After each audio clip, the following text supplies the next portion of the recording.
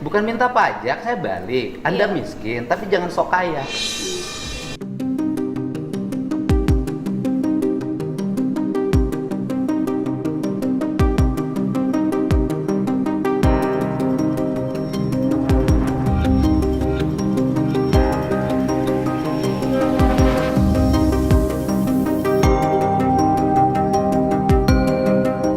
Udah kalau gitu saya nggak usah bantu ibu deh.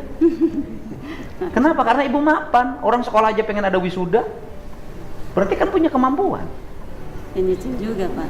Saya nggak usah bantu ya. Enggak gitu Pak. Kan saya waktu dibikin video TikTok itu kan captionnya itu kan bukan untuk meminta kerohiman atau apapun. Saya itu cuma minta keadilan aja Pak. Yang minta adil apa?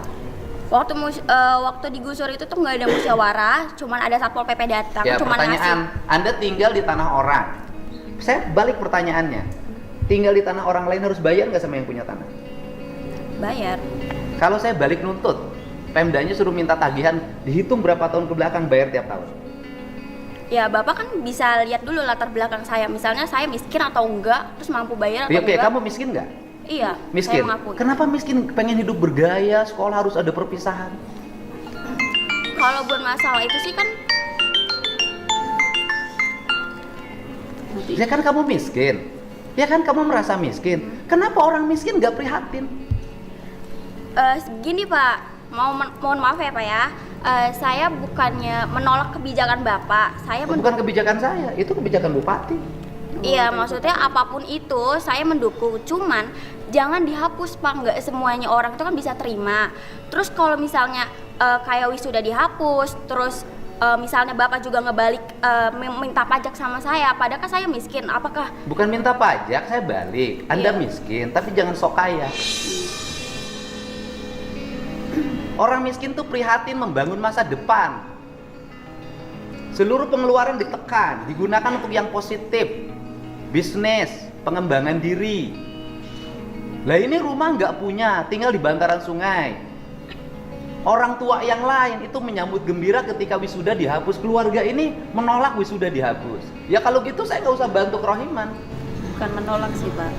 Apa? Bukan menolak. Istilahnya kan Ya saya tanya balik Bu. Ibu perlu uang nggak buat ngontrak? perlu. Kalau ibu buat ngontrak aja nggak punya, ngapain protes-protes wisuda harus ada?